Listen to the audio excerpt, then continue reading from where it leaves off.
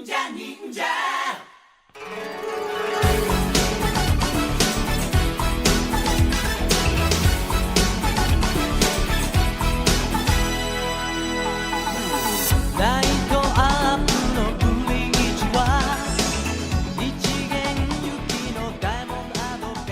to the Super Sentai Brothers. This is episode 29 of A View to a Kakuranger, the internet's best and only podcast dedicated to Ninja Sentai Kakuranger. Every week we watch an episode of the show, we share our thoughts with you, the listeners. My name is Matt J. With me as always is my co-host and brother Dave. Dave, how you doing today, bud? Not bad, man. Cool. Yeah. Getting prepped. Spring break is coming to an end. Getting ready to go back to work. Always could use, like any vacation, I would have loved like another couple of days. Right, you need like that sort of secondary wind down time on your vacation. Right. Well, like I said last time, because I was going so crazy right before break, I have basically spent all break doing all of the things that I should have been doing the weeks beforehand. And so now all that stuff is actually done, and I can actually take a break, but I have to go back to work on Monday. But it's cool. It's cool. My house is clean. That's exciting. Like, my house is clean. All my laundry's done. Right. Because I'm an old man, and these are the things that like bring deep joy and satisfaction to my life. Like, my laundry's all done. It brings deep joy and satisfaction to my life, Dave. Is watching an episode of Ninja Sentai Kakuranger. Today we are watching episode 29. It's called History's First Super Battle. I don't know what all the battles we have been seeing in the previous 28 episodes were, but apparently this is the first super one. But Dave, before we get into that, shining in the heavens, there are 5 stars. What is our first star of the week? So our first star of the week, Matt, is something that's actually been a while in coming. For Christmas, my wife Beth got me tickets to go see the show. The show wasn't until last week, so we finally went and saw my Christmas present show. And what it was, it's a group of traveling Shaolin monks who are like raising money for the monastery / like cultural ambassadors for China as a show. Okay. Yeah, and so we just went down to the Playhouse, and it was 2 hours of Shaolin Kung Fu demonstrations. They were pulling out weapons. They did some choreographed fights. They did some like crazy acrobatics. They did some cool like iron body, like a dude, like balanced on spears, and they broke some cement on a guy's chest, which. The breaking the cement on the guy's chest, is very cool, but I've seen enough, Discovery Channel things to know that, while that is very neat, it's not like, oh my gosh, that man isn't human. It's like, well, no, he's fine. I mean, on the other hand, maybe you saw a superhero. Maybe I saw a superhero. Let's just live in the moment, Dave. Yeah, There's no reason to Mythbusters this. Listen, everything else they were doing was so mind-blowingly cool. It was just like, oh, you're doing them? Well, okay, that's neat, I guess. But come on, let's get to the really amazing stuff. And here's the incredible thing. What's the incredible thing, These dudes, Dave? I mean, okay, it was all incredible. But here's the danger of these dudes, is that they were so good at what they were doing that it made you look at them and just be like, well, that doesn't look... I mean, obviously, I'm not that flexible or whatever, but that doesn't look that hard. They look so easy. They're just kind of doing it. Little, but I could do that. Right. It's like, oh, no, do please just remember that these guys have spent, literally their entire lives doing this. But they're so, in tune with their own, physicality, that the way that they do it, they just look like they're floating. They're just kind of, hanging out, and they, jump, and they, jump 4 feet in the air, and it doesn't look like anything. And then you think about your own body, and, the idea of trying to jump 2 feet in the air, and you're like, I don't know if I could do that. Dude, I have a similar, I mean, not the same, obviously, because we're talking about very different things. But I've been thinking a lot about professional wrestling because it is WrestleMania weekend. Yeah, we're going to go to our buddy Josh's place tomorrow, watch some Mania. It's going to be very exciting, the Showcase of the Immortals. But, like, it's the same thing. Like, I'll watch that and watch people do, like, crazy, like seemingly impossible feats of athleticism and think, like, oh, boy, I should stop watching this and go take a walk at least. Yeah, man. So it was a super, super cool show. It was like one night only in Cleveland. Like they're touring around. But if you ever get a chance to go see a show like that, it was totally, totally worth it. It was super, super fun. So what, Matt, is our second star of the week? Second star of the week, Dave, is that last night for the first time in, I don't know, man, like 6-8 months, like a good long time, we finally got back together with a bunch of our old gaming friends and played some good old Dungeons and Dragons. It was so great. good. Man, I forget. Okay, because I love like a bunch of different RPGs, and I don't know that D&D is my favorite RPG. It's not. Mage is my favorite RPG. But I sometimes forget like just how good Dungeons and Dragons is. And it's not just that like it's a well-designed game, which especially the 5th edition is a well-designed game, but it's also that like there's a sort of purity of the experience of doing Dungeons and Dragons. Like there's not any weird stuff. You don't have to like get into like a weird brain space for it. You just sit down with your friends and you play Dungeons and Dragons, and it's great. Yeah, you pick your class and you do the thing, and yeah, it's great.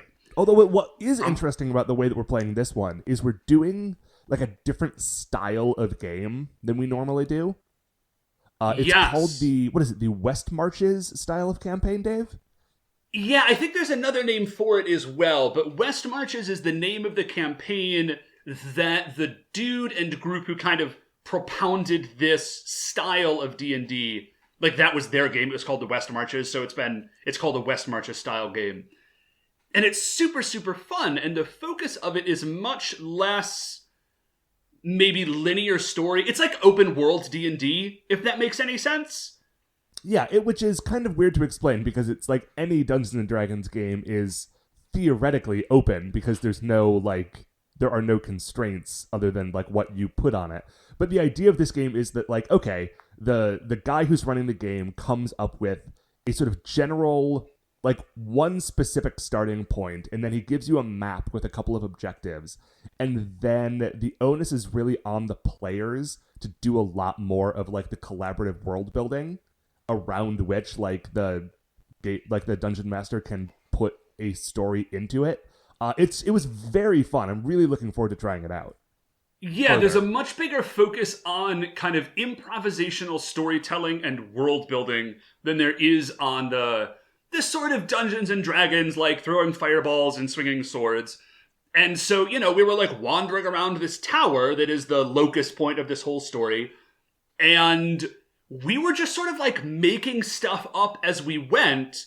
Like, where are you going? Oh, to the Clockwork Guild's quarter, or like whatever.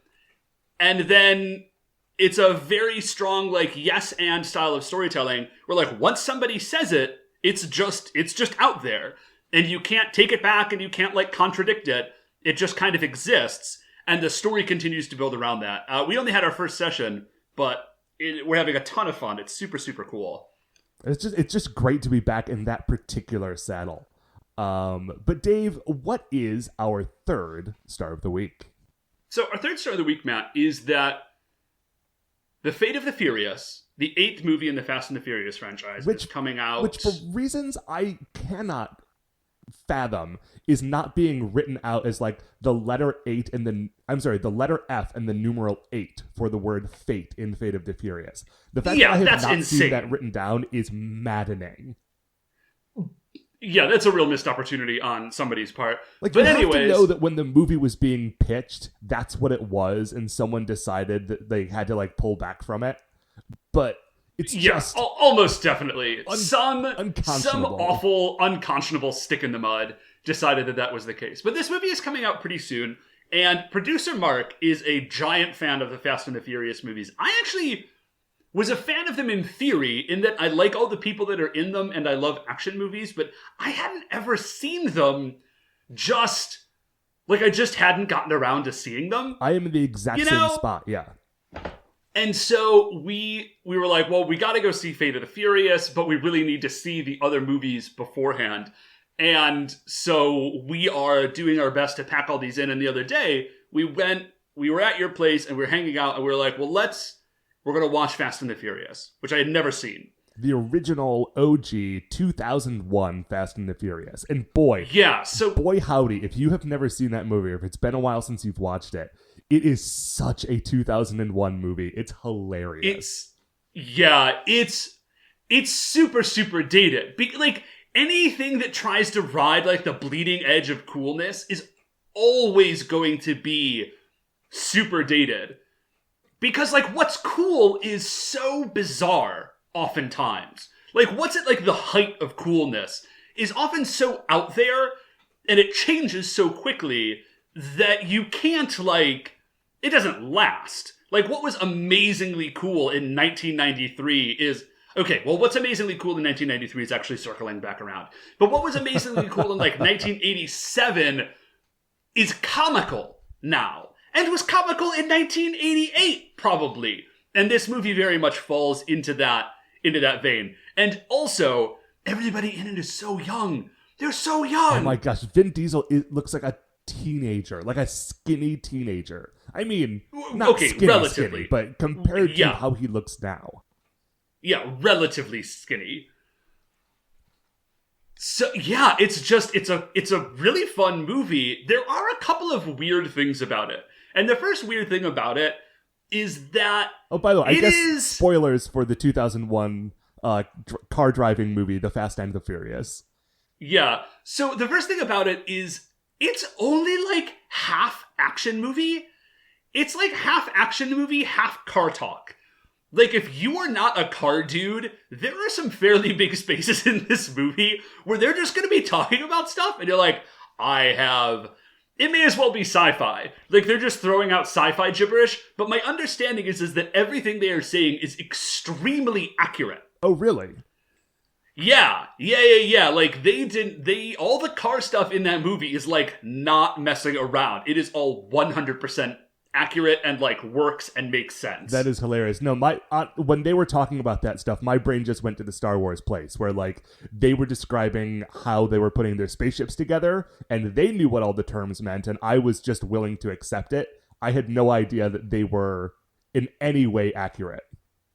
Nope, no. Those things are all totally real. Here's the other really weird thing about that movie. And again, I don't know, spoilers. The main characters, like Vin Diesel and all of his buddies, they are straight up the bad guys. I mean, they're not the worst guys.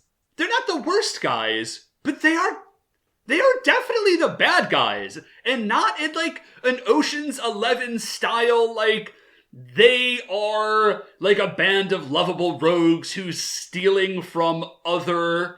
like, bad people / thieves / like, mobsters, and so it's sort of like a moral wash. They're just straight up the bad guys. Like, Paul Walker's character is investigating a group of thieves, and who are just stealing from, like, truckers. They're just stealing DVD. They're not even stealing anything, like, amazing. Well, I mean, Dave, it's 2001, so the fact that they are stealing DVD players and digital cameras was amazing. Well, okay, yeah, but they're not stealing, like crazy superpowered cars. They're literally just, like, hijacking trucks and stealing expensive electronics. And so, like, and you know, you're sort of going through the movie and it's just like, well, is it them? Like, are our heroes the bad guys that Paul Walker is investigating? Are they not?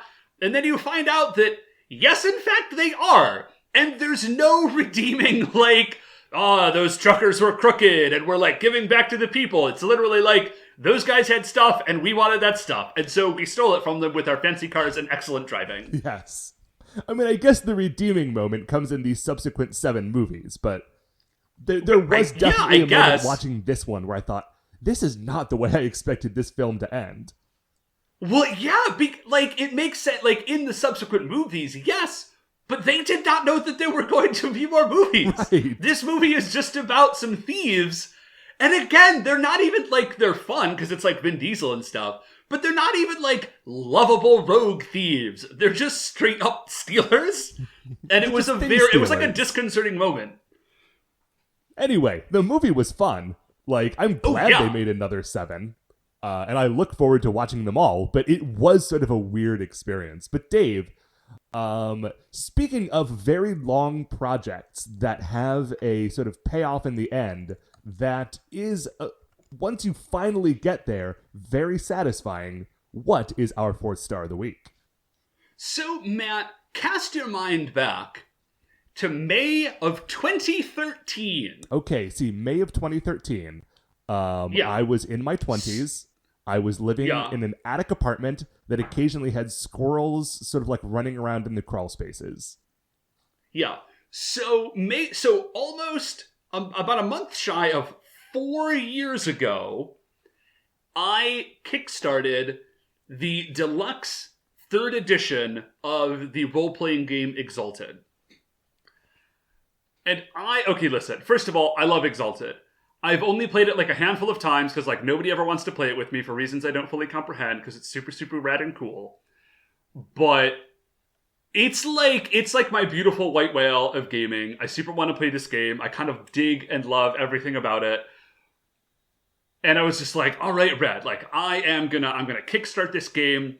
And this was the first big Kickstarter, the first or one of the first really big Kickstarters that Onyx Path, who are the people who now publish all the White Wolf role-playing game properties. So like Vampire, Mage, Werewolf, Exalted, and like a couple others. And it was the first really big one they did. And so I kickstarted it, and they raised like almost $700,000 to like put this book together. It was a very big campaign. It was a huge campaign, and the book ended up gigantic. It's like an 800-page book. It's enormous. And I know that it's 800 pages because it just arrived. I got it like a week ago. Wow. Yeah, it was... I almost had really hoped that they would just like slow roll it. Because like, listen, man, we're already almost 4 years deep. So that you could say it was just 4 full years. They didn't. But I finally got this book. It's like, dude, it's like bound in white leather with like gilt edges and like a bunch of cool bookmarks. And I got a game teller screen. Oh, nice. And like everything about this book it's stunning. Like it's the print is beautiful and like the paper is like heavy and glossy and all of this stuff. But for real, this Kickstarter took 4 years to deliver. That is, and I just like I'm glad that you finally got it. They kept updating us, but like getting a kick, like if something takes that long, there's this sort of sense that I get, like this is just never going to happen, and like despair sets in. You know, like that very specific Kickstarter despair. Like if it goes way too long in between updates, and you think like, oh my gosh, this is just completely falling apart. This is it. They're never going to do it. No, they updated, like, they send out updates, like, I want to say, like, every 2 weeks. So, like, I knew what was happening. Or maybe, like, once a month or something. I forget. So, but, like I knew once what a month was happening. For the last 4 years? Oh, yeah. Yeah. They're up to update, like, 123 or something. So, like, they kept us apprised of what was happening. There just was a degree to which I thought, like, well, they're just going to update forever, and it's never actually going to be done. And, like, that's just my life. But they did. They finally sent it out, and it's super, super cool. And I'll probably never play it, because, again, nobody ever wants to play Exalted. But I am very excited. I am very excited to have it and to sit down and read it. Well, see, now you've got 2 problems, Dave, because now, not only do people not want to play Exalted with you, they also don't want to read an 800-page book first. And so you've really only made things more difficult for yourself. But you do have a lovely book. But I do have a lovely, lovely book, Matt. So what, speaking of games that are long overdue, what is our 4th star of the week? Dave, I know we said we were never going to make it a star again. But I'm sorry, I have to go back on that promise. Because I finally beat Fallout 4. And I know that in the year 2017, that is not like exciting news for most people. It is not. But I finally just did it, and it was great. I love that game. I know, it's a really good ending, isn't it? Anyway, so it was like, I had been I do this thing where I get like 90% of the way through a game, and then I just stop because I kind of don't want it to be over. And so instead of enjoying the ending, I just let it sort of sit there forever until I forget about it. And so I only finish like, I don't know, maybe a quarter of the video games that I ever start. That is a thing that Beth does too. Like I said, and I don't, like, I understand, I guess, in theory, but experientially that makes very little sense to me. I also, I do it with some other things. Like sometimes I'll like not read the last few issues of like a comic series. Anyway, that's not really what I'm here to chat about. What I am here to talk to you about is the joy of waiting like a year and a half to play a video game. Because, dude, guys, I know it's exciting to buy new video games, but you don't have to. Those games are still there next year. And once you sort of go through one cycle of waiting for video games, you don't have to do it again. You're just a year and a half behind, and then you get to play all the same games everyone else did, but you get they're like half off. You buy a used one. It's amazing. Yeah, you buy it used. This is like the Marvel Universe theory of doing things, is that the Marvel Unlimited. Yeah, you just, like once you get 6 months behind, then it's all new to you. And you're just getting it like kind of not for free, but basically for free. Yeah, and especially because people put out like bonus editions that already have all the DLC included. Yeah, especially for like those giant RPGs that we love to play. It's like, and particularly like Bethesda, I love you guys, but like y'all put out buggy games. So if you wait, all the bugs are patched and like all the DLC comes out. Because like, let's be real, man. All the DLC, particularly for Bethesda games, is so much better if it's just all there all at once. Oh yeah, because once you've beaten the game, going back and doing an extra mission is kind of like a waste of your time. Which I'm sure we talked about that when we talked about us playing, or you playing. Yeah, no, we definitely have. We don't need to again. But for real, like, life pro tip, just wait, man. Not just, you don't have to be like that and wait a year and a half, but just wait for like 6 months. Wait for 6 or 7 months. Get that game cheap. Everything's going to be patched. All the bugs. Some people are going to have written probably some really cool mods for it. It's the way to go, man. This is all true, but I will say in closing that I really wish I was playing Breath of the Wild right now. Like, not even right now today, like right now instead of talking to you doing this show. Oh, well, okay, that's a different thing. That's a Nintendo game. Nintendo games don't have bugs, like, basically ever. They're fine. Because Nintendo was the only company in the world, aside from maybe, like, CD Projekt Red, that actually puts out finished games. Right, and they only put out, like, 3 games. But those games are amazing. Yeah, but those games are, like, actually 100% done when they put them out, and then the game is just done, and you can just play it. So Nintendo, don't even worry about Nintendo on that front, Matt. You're good. Okay. But for, like, basically everybody else. Yeah. Okay. We have been talking about the stars for way too long. I just looked at the time. So it is time to take a break. And we will be right back with episode 29. Okay, welcome back. So we have just finished watching episode 29 of Ninja Sentai Kakuranger. And, dude, it's a good end. I don't know if I would... Listen, it's called History's First Super Battle. And there is a super battle in this episode. It does not strike me as particularly more or less super than previous battles we've seen. Yeah, nor is it history's first super battle. It's just... Okay, it's not a great episode title. No, and actually, the last couple of episode titles... They've been messing around with me because historically, Super Sentai titles are just the name of the thing that happens in the episode. To the point where, like, it'll give you spoilers to the episode if you just know what the title is. But these last couple of episodes haven't been doing it, and they've kind of been going the opposite direction of just like, no. We'll just say something, and then do, like, a kind of unrelated thing in the episode itself, just to see how they like it if we mess around with them that way. This forces me to reconsider the idea that they did just write all the titles of these episodes before they filmed anything and are just desperately trying to make it fit in a way that makes any kind of sense. And listen, if that's the case, they have been doing an amazing job. Yeah, they really have been doing a pretty bang-up job. But let's get into this episode. So, the opening recap from last episode, because if you, this is a two-parter, they give us like a solid 2 minutes of the last week's episode as the recap. Enough that I actually was like, wait, is this a recap? No, this is not a recap. This is just new fight. Oh, no, wait, no, it is just a recap. So they just kick it off. If you remember from last episode, they ended things in a flying jump kick. And then the first frame of this episode is just them completing that same flying jump kick. It's pretty rad.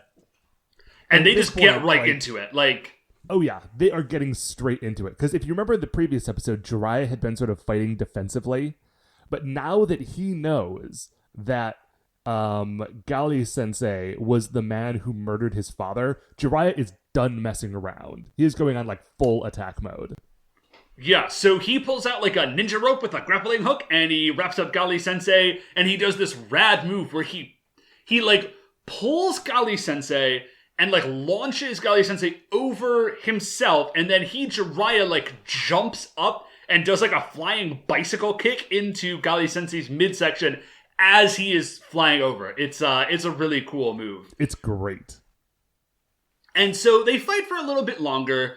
And this whole time, Jiraiya is saying, like he's just asking. He's like, what is up? Like, what is going on? You are, like, number 2 karate dad. You were, like, so helpful to me. Like, you taught me martial arts. Like, what? Why? Why did you kill my dad? Like, what is going on? And there's, because remember, yeah, Gali Sensei took Jiraiya in after he killed his dad. Yeah, so Jiraiya is very confused by this. There's a couple of high points in this fight I want to briefly mention, which is that Gali has these like Wolverine claws that we referenced earlier. Yes. Apparently those Wolverine claws have the ability to shoot purple lightning, which is great. They sure do. And as in the fight, Jiraiya is getting the upper hand, Gali sort of like quick turns it around on him and starts mocking him. Like, dude, like, calm down. You can't win a fight with anger. Didn't I teach you better than this? Jiraiya is not happy to hear any of that. Yeah, this is kind of a crazy thing because throughout this fight, what we are seeing from Gali Sensei is that he does seem to be trying to, like, get the best out of Jiraiya. He's goading him is what's happening. Yeah, Matt, that's exactly it. Like, he's goading him, and it's not super clear, what exactly is going on. Like, he's obviously, like, he's playing on their prior relationship, but it's, like, the motivation doesn't totally make sense, aside from that he's just saying, like, hey, man, come on, like, let's do this. Like, really, come on. Like, let's fight. Right. So Sasuke at this point has recovered from getting kicked in the head at the end of the last episode. I'm sorry, getting hilariously kicked in the head at the end of the last episode. Hilariously kicked in the head, yeah. And now he is sort of watching this fight from the sidelines. And instead of running in to help, he gets on his Doron changer and he calls the other 3 Kakurangers like, hey, you guys all need to get here now. Yeah. So we pop back to the fight, and, like, again, man, this is a really good fight. It's just 2 dudes who are really excellent at stage martial art, and probably just, like, real martial arts, but they're really good at stage martial arts, and nobody's wearing, like, a giant crazy costume, and they are just fighting. They're throwing, like, flying kicks and, like, flipping over each other, and it's totally, totally rad. So it's very difficult to give the fight its proper due. Like, you're just listening to us say words, describing an exciting kung fu fight. But if you have access to these episodes, this is a great fight to watch. Yeah, they do a super, super good job with it. And you know who else really loves this fight is Nue.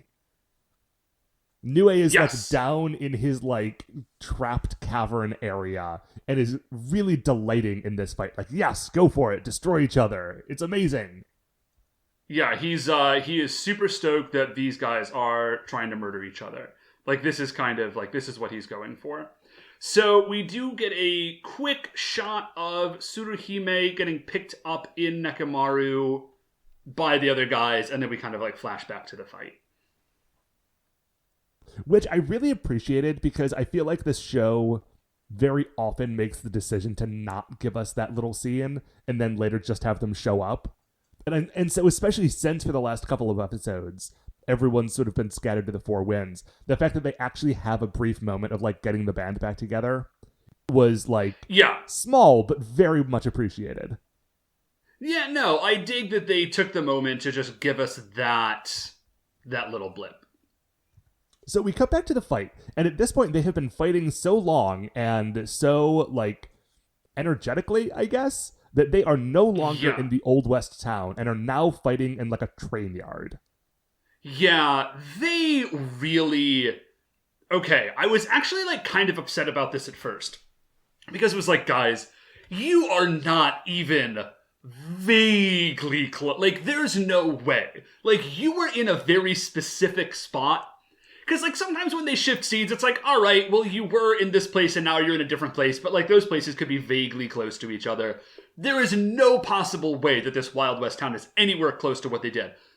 But they did give us that both Gali and Jiraiya are super exhausted. They've got, like, more wounds on them.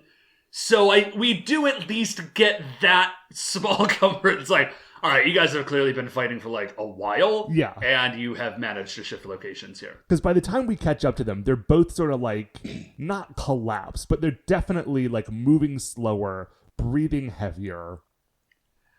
Yeah, I think one of them does. It's either Gali or Jiraiya does, like, hit a knee, and they're just like, ugh. They sell pretty hard that these guys are both pretty much at the end of their rope. Yes, but Jiraiya refuses to give up, because this is the man who killed his father. Yeah, so he remembers his dad. We get the flashback, like, again, of that same scene. Like, they're really getting their money's worth out of this 30 seconds of footage. We have seen it probably 7 times. So he remembers his dad. He remembers, like, his dad dying and all of these things. And he runs at Gali. Gali tries to shoot him with an energy blast. Jiraiya kind of, like, dodges around it / just, like, straight runs through it, because who cares? Right. And then he does a sweet move. If you want it badly enough, the best way to charge or, like, avoid an energy attack that's coming at you is to run straight at the person who is shooting you. Like, but if you really believe in your heart that you're supposed to be fighting this person, that's how you do it. That is what is happening here. Yeah, that's precise. Yeah, he just manages to, like, will his way past what is otherwise a direct shot. And so he drops a really cool move. I don't think we've seen it before, called, it doesn't have a great name, it's just called 3 kick. But he does, like, a flying jump kick on Gali, and he like, bounces off and does, like, a backflip, and, like, lands on him again, and then he does it again. So, you know what he does, Matt? He does Long's head jump move from Bloody Roar. Oh, yeah, it's sort of like that. He does. Yeah, he, like, jumps on a dude and kicks him, and then jumps off of that dude and backflips and kicks him again, and then jumps off the dude and backflip and kicks him again. It's awesome. And I just want to note that somewhere in here, and I was not able to sort of crack the code on it, but somewhere in that move is a 3 ninjas kickback joke. And I just want you, the listeners, to know that I know it's there somewhere, and it's going to bother me all day. Maybe by next episode I will have figured it out. And then there's an even slighter chance that I will remember to say it. But, just so you know, I know that it's floating around. Speaking of things that I had wanted to say and totally forgot to say. About the Power Rangers movie, there is a scene in a quarry. It's the first scene where Rita... Yeah, there's a scene where Rita Repulsa, she goes to, like, find gold. In this case, it's not a quarry. It's probably, like, a mine, but, like, come on. Right. And she walks into this quarry, and I look at the quarry, and I just had I had a brief moment of, like, oh yeah, of course, it's a quarry, but also maybe, like, white hot incandescent rage, where I was just like, are you serious? You couldn't find it better. And I just looked over at you and threw my hands up, and you knew exactly what I meant, which was pretty... because I, at the same moment, was looking over at you, because Rita Repulsa walked into the quarry to summon her giant monster. Like, it was beautiful. So and then she said, "Make my monster grow," which was also great. Listen, there's a lot of great stuff in that movie. So Jiraiya, he knocks Gali Sensei back, and when he does this, Gali Sensei's claw, which I thought was like much more attached to his armor than apparently it was, kind of flies off. So Jiraiya drops down, he picks up the claw, puts it on, runs over to Gali, and is about to deliver the finishing blow. Gali Sensei is pretty much down for the count at this point. Okay, there is one more kick in between here. So he gets the claw on, he runs over, he kicks Gali in the head, Gali falls over, and then he's going to do the finishing blow with the claw, right? A lot of this happens very quickly. I had to pause to make sure I got all the steps. The reason I wanted to make sure that I mentioned this one particular kick is not just because I have it written down and I'm sort of persnickety about making sure that I get through all of my notes. The reason is when Jiraiya kicks Gali in the face, an impossible amount of blood comes out of his mouth. That dude had filled his entire mouth and possibly entire digestive tract with fake blood, and when he got hit, it all came out in a hilarious geyser. It was as though it was a live action early 90s Image comic book. That is how much blood we're talking about here. So Gali's down, and Jiraiya is about to, like I said, he's about to finish him off, and he just, he can't do it. He can't do it. It's still Gali Sensei. It's still, number 2 karate dad. And so he's overcome by emotion. He takes off the claw. Gali untransforms. So now he's just back in his karate gi. And he pulls out the stone necklace. Right, and which, if you remember from last episode, was the sort of friendship, best friends bracelet thing between Gali and Jiraiya. Yeah, so now it's not really clear, what's going on. Was this whole thing a trick? Is this, what's up? But Gali says, "Please forgive me. I've been such a fool." And now we get the explanation as to, what exactly is going on with this whole bizarre scenario. So we cut to we get a flashback. And it's Gali and Gali's daughter, who I think heretofore we had not seen. Yeah, we did. Well, okay. We did see a daughter in... Oh, hold up a second. Maybe in the family photo that we saw before with Gali and what we assumed was Jiraiya's mom and sister... Maybe that's Gali's wife and daughter. Oh. Okay, that would... I mean, it doesn't bother me either way. We would have to go back and check. Yeah, we would have to go back and check, but I think that is the same... That might be the same actress playing the daughter in both shots. So now this makes much more sense. And so we see them in the car, and they're having a nice car ride next to the lip of a cliff that goes into a quarry. Yep. Gali looks away from the road for a moment to laugh at his daughter's joke, and when he turns back, they are just about to crash into an oncoming dump truck. Yeah, he does. He manages to get into an accident with literally the only other vehicle in sight. But this is not a head-on collision regular sort of accident. We cut from that scene of them almost getting into a wreck to Gali's car on fire flying off of a cliff and tumbling down a hill. Yeah, it's well, listen, man, it's either get creamed by that giant truck or drive off because there's only one lane and he couldn't. Yeah, but I just don't know where the fire came from. He could have if he had just veered the other direction, he would have been fine. But he doesn't. He veers off a cliff. Well, I mean, he must have already been hit because his car was on fire, and that's what happens when your car gets hit. The engine catches on fire immediately. So we see the next scene is it's Gali himself who is fine. He somehow was totally okay. And his daughter, though, is in a hospital bed, and she is, wrapped up, and there's, tubes and wires and, everything. She clearly is in bad shape. And there's a doctor there, and the doctor says, "I'm really sorry. There's nothing else we can do. Let's leave them alone for a minute." So now it's just Gali and his daughter, who is about to die. When all of a sudden, Nue, teleports into the room.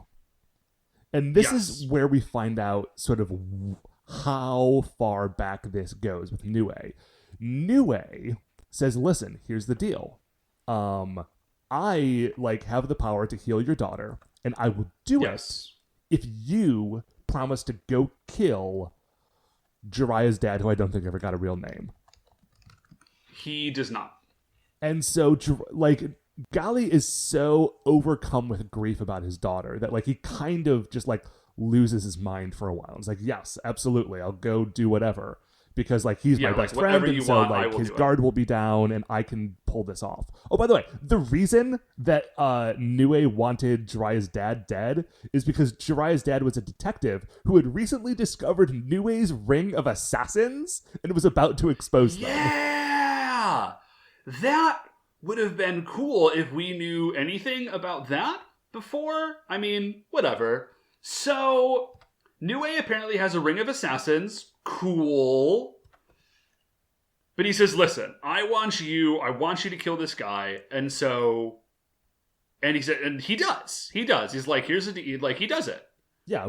And then we see the flashback again but this time we sort of see the whole scene where Gali shows up, kills Jiraiya's dad, sees Jiraiya coming and crying, sort of runs away, hides behind a car. And then in that moment, his head sort of clears from the sort of, grief madness and realizes oh my gosh, what have I done? I've killed my friend. I've left his son fatherless.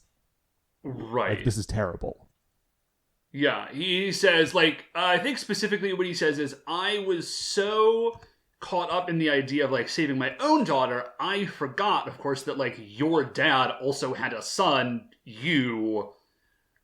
Right. I can't believe I've done this. And so, that's why, that's one of the reasons I took you in, to, try to make up for it. To try to, be there for you because I had taken your father away. And so, I trained you to, be a warrior in his place. And, that is the whole thing. Yeah. So now we really get it, what the whole thing is. And he says, listen, when Nue sent me to kill you, I hoped that you would defeat me and that, I would die by your hand. In some way maybe to, atone for this thing. Right, because apparently Gali has, since that time, been working as one of Nue's assassins. Yes. And he's been, going out and killing people, and Nue told Gali that if he didn't go and try to kill Jiraiya, then he would, Nue would tell both Jiraiya and Gali's daughter about all the stuff that Gali has been up to. And so Gali said, listen, there's no way for me to get out of Jiraiya finding out about this. The best case scenario for me now is that I go and I face him. And, maybe I can get him to hate me and kill me. And, he can get some sort of feelings of closure, and I can sort of, this can be over for me. Right. But his daughter still doesn't know, which is, pretty intense. Yeah, and I, frankly, I don't anticipate that we'll ever see that daughter again, but it is... Yeah, no, definitely not. But that is, a pretty, that's a pretty hardcore piece of story. That's pretty cool, man. No, I did this thing, but, I don't want my daughter to know, but I did it for her, etc., etc. So, he asks Jiraiya's forgiveness, and then Gali dies. But he dies at peace. In some way, at least. So, right. And he says he's got a sort of a closing, exhortation to Jiraiya. He says, listen, true enemies are the people who will never hesitate to see you suffer. And these people always are, remaining hidden and, manipulating behind the scenes. It is your mission to, seek them out and defeat them. And then he dies. Which is good, because, that, I think... It was never, as explicit as it was in the, first 2 episodes of this saga, but I feel that is sort of Jiraiya's, special mission for his hidden scroll. Is, his job is to, seek out hidden enemies and defeat them. Yeah, it's pretty great. It is really great. And then Jiraiya, he starts crying because his, second karate dad is dead. And he stands up and starts shouting, like, Nue, I know that you're nearby. Like, come on out. Let's finish this. Yeah, so... And then there's just, like, an earthquake, and Nue just, like, pops up out, which is like, dude, could you have just done that anytime? I think he could have, but what he says is that he was hoping that Gali and Jiraiya would kill each other, and that he wouldn't have to bother. Like, that was his plan. But since it sort of went awry, now he's here, and he's going to finish it off himself. Which Jiraiya is totally happy to get into that fight. He's like, listen, for my father and also for Gali-sensei, like, Kakurangers are here, like, you know, go suck a lemon. It's on. Right. Sasuke is also We're here gonna at this kill point. you. They both transform, and, like, the fight is on. Or rather, the fight would be on immediately, except that Nue, like, from Jump Street, like, grows to giant size. So, they've got a little bit of a problem. So, well, they start the fight real quickly, and Jiraiya is so furious that he just attacks. It doesn't go well. No, he jumps up to be, like, level with Nue's head, and is gonna, like, hit him in the face with the sword. But then Nue has, like, eye lasers, which is not, I think, what Jiraiya was hoping. Yeah. So, they land, he, like, lands hard, they pull out their Kaku lasers, and they try to blast with the Kaku lasers. That doesn't work super well either. But now that, like, Jiraiya, like, this has completed his trial, I guess, and the scroll, like, flies out of wherever it was, and Jiraiya gets it, and he summons God Gammer, which is his giant beast general. And, it is straight up a giant robot toad. It looks cool. It's awesome. And so...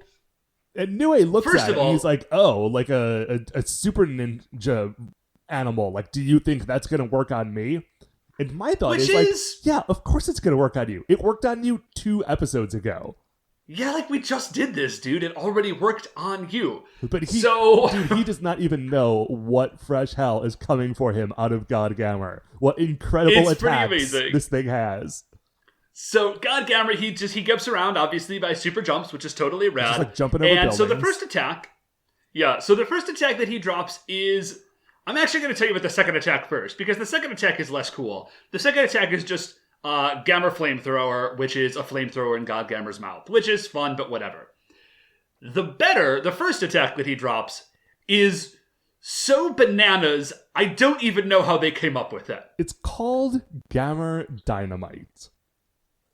And the way that it starts is God Gammer jumps up kind of close to you, and then he stops, and then the frog's mouth opens, and a ramp extends out of the mouth to the ground.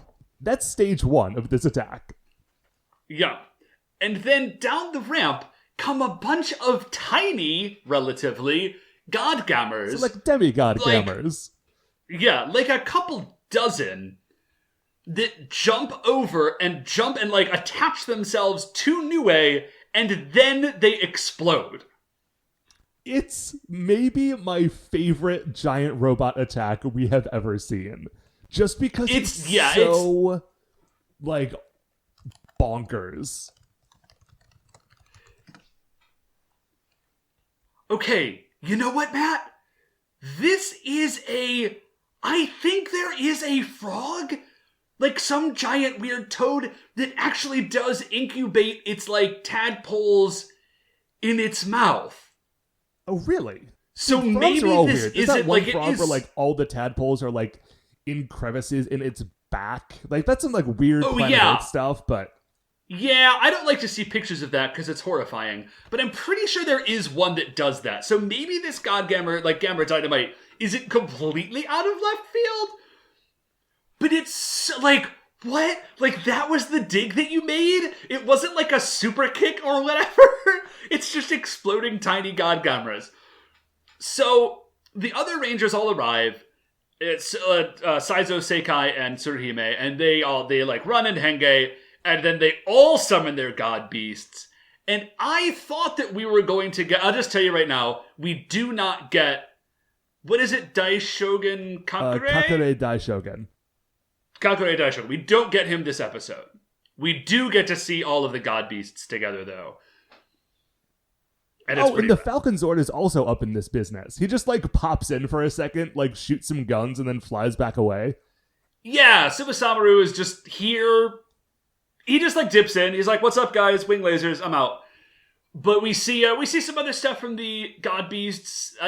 God Kumar and God Logan have like eye blasts that they throw into the mix. God Kark, as we already know, does have like some sort of laser beams. God Saruder doesn't seem to. He attacks with his same like double blade, like double sword, like jumpy slashy move, which is a good move. Yeah, and I think that's the finisher move. And then so Nue goes down, and Nue calls out for Daimao as he dies, which, if you don't recall, is the leader of all of the yokai. It's like Young Noble Jr.'s boss. Yeah, Young Noble Sr. Yeah, so he's like, I'm never going to think that's not a great joke.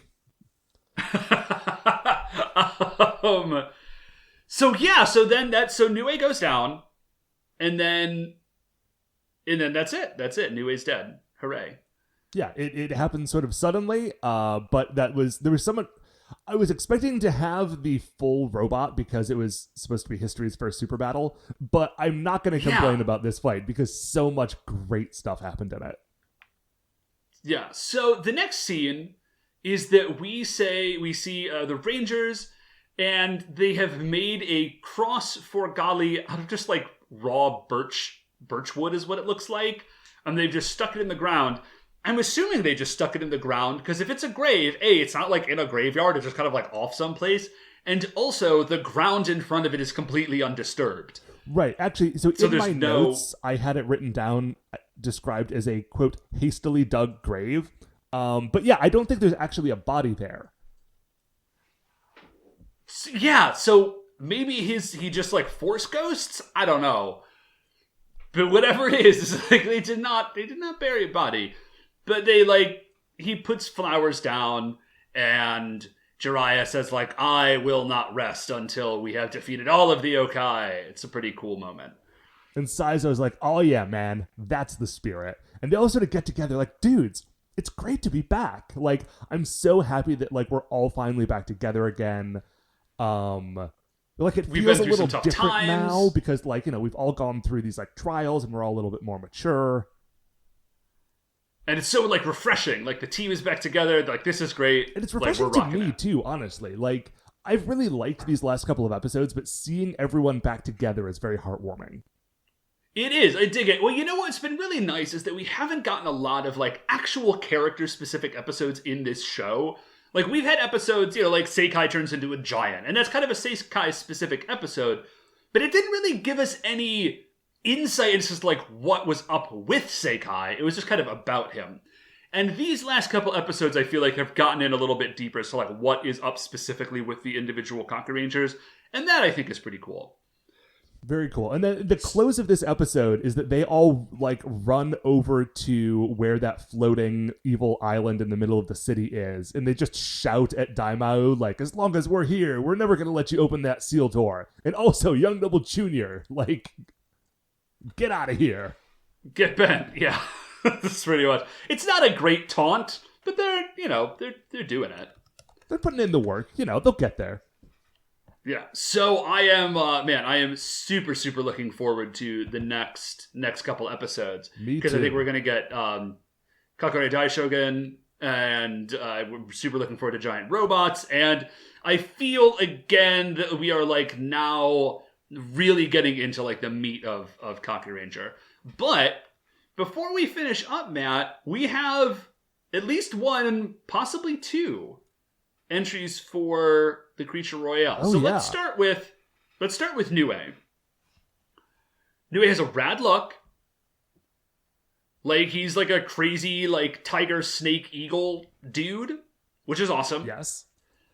And he sticks around for more than one episode. He's like, he clearly has like a lot of stuff going on. He's got like a ring of assassins. He's got machinations. And he's like, yeah, dude, he's playing like long games. Like this is at least, an 8-year con that he's pulling? Like, and I also would not be surprised to find out later, we will never find this out, but to find out that somehow Nue was like in charge of the truck that caused the accident, so then he could like get Gali to try and save his daughter by turning into like a yokai assassin. You know what I'm saying? Oh, dude, there is a I feel like Nue is a dude who schemes. Yeah, there is a whole other show that does not exist but could exist about Gali Sensei's daughter. Like, now that she is a teenager, discovering like her dark past and using like the yokai powers that were used to revive her and like channeling those into like crazy kung fu powers to fight against the yokai. Yeah, I would watch that. That just popped into my head, but I mean, listen. 100% watch that show. So, okay. So, where does Nue fall on the Creature Royale? I think he's pretty rad, man. Yeah, because the thing about Nue is Listen, I'm not going to put him like at the top of the list. No. But I think he's going to go pretty high because his position is not like enemy, like monster of the week. He is a lot more like nemesis, you know? Yes. I would have liked to see him stick around just a little bit longer because I feel like he had a lot of promise. Yeah, but he doesn't, too. As far as we know. Like, he seems to be dead. So, okay. Do we like him more than Iron Mask Choryu? That's the big, like, to me, Iron Mask Choryu is like the gatekeeper of like the top chunk of this list. And I think for me the answer is no. Oh, really? I don't think I like Nue specifically better than Iron Mask Choryu. I honestly, I'm like looking at the rest of this list, and it's like Sarugami, the Ninja Monkey, Umibozu, the Navy Monster, and then we're getting down into like the Shuten Doji Brothers, Oborogumura, Shiraniri. I think I might like him actually, like, I might put him just below Iron Mask Choryu. Okay, I was going to put him a little higher than that, just because they gave him a lot of history, and anytime that one of these characters is an actual character, that always does a lot for me. Like, listen, Apartment Building Dimension is amazing, because it's an apartment building that stands up and then fights a giant robot, but like, Nue has had like years-long schemes and rings of assassins, and like, do not forget that he transformed two of our heroes into Kappa. Like, it was not just the Jiraiya stuff. There was also all of the Seikai Saizo stuff. Okay, Matt, those are all very, very good points. I'm just going to counter with this one last thing. Is all of that cooler than Kung Fu Darth Vader?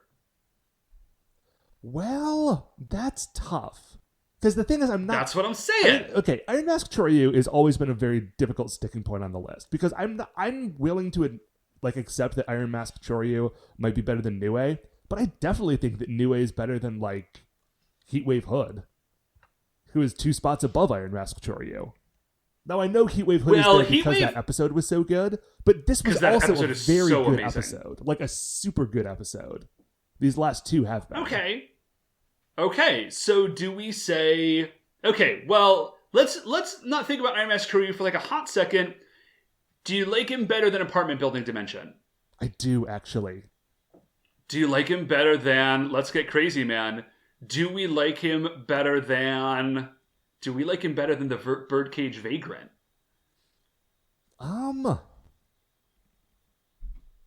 Dude, I'm gonna be honest, I kinda do.